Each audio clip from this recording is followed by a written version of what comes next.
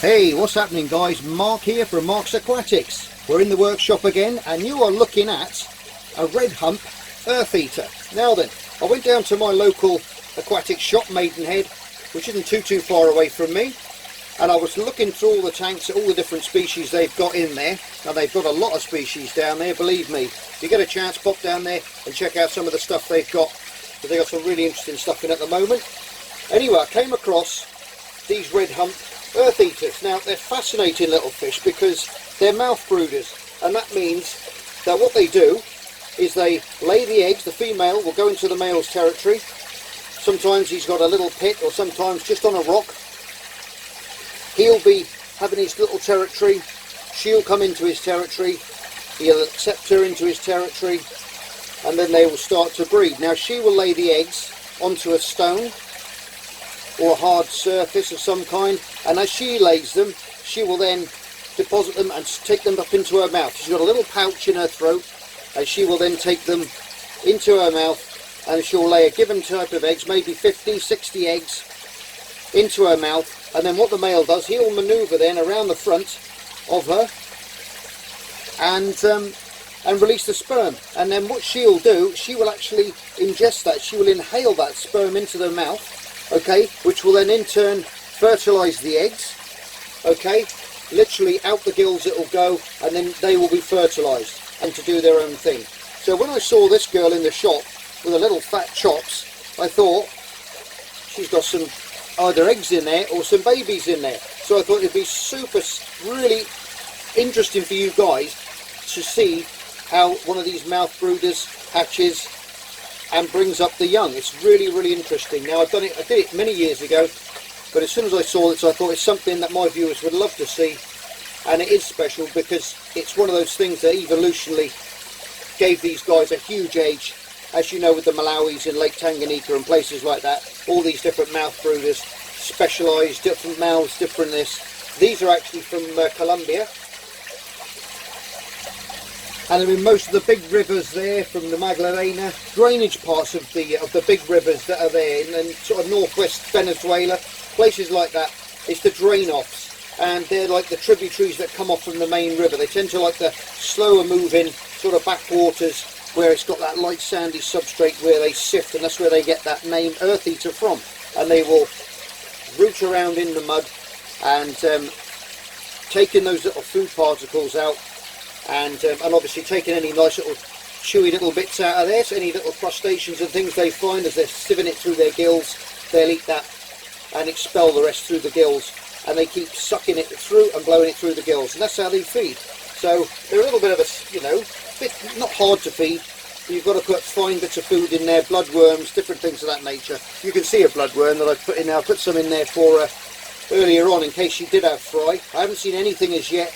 Not sure what she's up to, whether she's just breathing in, oxygenating those eggs, keeping them nice, letting them grow, or she's actually got fry in there. So I'm not really sure what's going on, but as we film, you never know. She's been in there for a few hours now and nothing's happened as yet. Maybe it's because I'm here, and she's a little bit spooked. Jack's next door. There is a bit of algae on the glass on that side, so that has taken a little bit of that the bit of that vision away. But I don't know, maybe it's just, maybe she doesn't want to release if there is anything in there because of him. So what I might do, you won't see it, but I'll put a bit of cardboard, I think, slide that in between the tanks, so that way she'll feel a little bit more secure in there then. Yeah, they're a Geophagus, quite a Geophagus family. You've got a male with a couple of females, that's going to be perfectly okay in a tank. But as far as anything else goes in the tank, forget it, because as soon as they get sexually reproductive and they can spawn, the male will get seriously aggressive, and he'll really have a go at anything that's in his territory. So and it's always best, like I said earlier, to move them out, to move the females out once they've spawned. So they're a bit of a juggling act. If you've got a big tank, that's fine, but they've got plenty of room. Say a 6-foot tank, you can have a nice little community in there with lots of hiding places, and they'll form their own little hierarchy within that then. And but they are scrappy little fish, like most cichlids. Sometimes you're going to get, you know, a good little group But like you say, when they start breeding, that's when it all goes wrong. That's why some people just keep males for the colour with the Tanganyika and Cichlids and stuff of that nature. But I think these are fantastic. Now, like I said, I'm going to breed these in here. They'll not breed them. They've done the work. They've already done the work. I haven't got the male. I'll try and get a picture if I can remember, or look them up. The male has got a big red hump on his forehead, hence the name.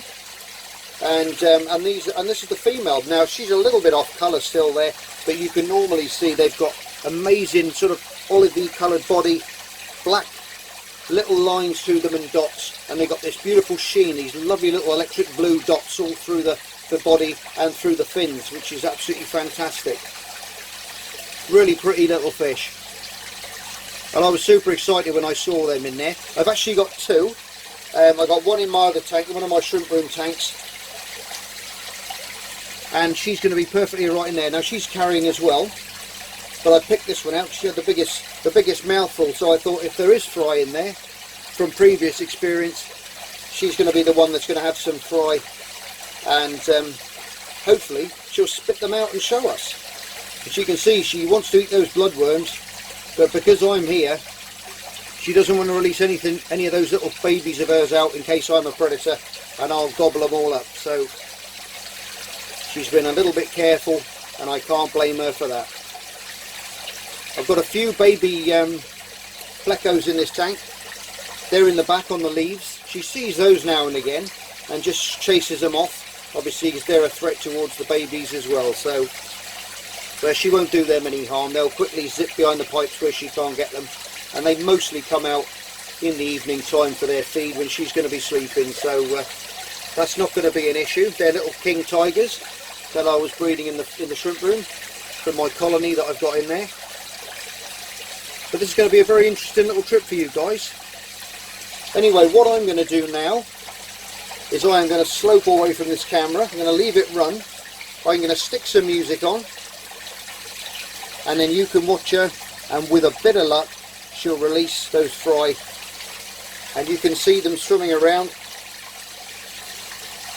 and she'll probably, well, hopefully she'll start puffing away into the substrate and bringing out some food particles for them to eat. So I'm going to shoot off now, so I'll see you guys at the end of the video.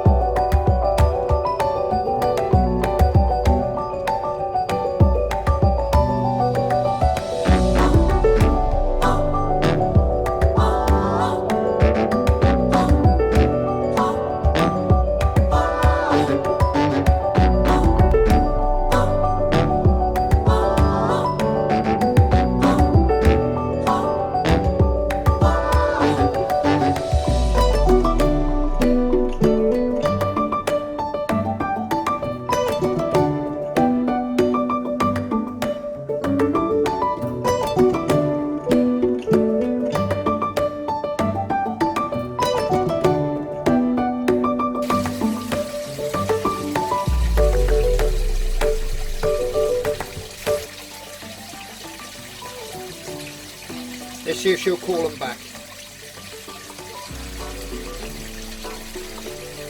There they go. All back in her mouth. Look at that. Amazing stuff. Anyway, guys, I'll keep you updated on the. Anyway, guys, I'm going to keep you updated on their progress and the feed and what we're going to put in there for them for food. Sand is the ideal substrate, like I said earlier, for them because they like to puff through that. This is okay. It's not too bad. It's not very coarse. And there's some fine particulate matter in between that the little balls of substrate, that old shrimp substrate that we had in there from JBL. So with a bit of luck now, they'll all grow up well, and then when they do, we can take them back to the shop. Like I said earlier in the video, guys, it's not the sort of thing that I breed, and I have done in the past, but when I went down there and we saw these in one of the tanks,